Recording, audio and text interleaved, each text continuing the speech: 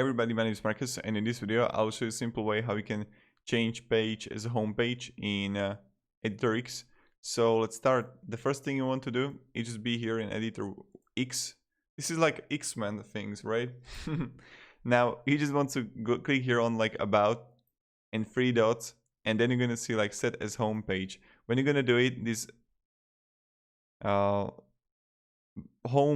will appear on About, not in Home right now.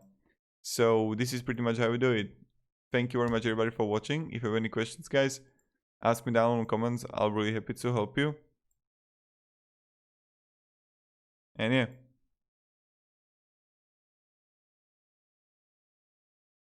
Have a great day and goodbye.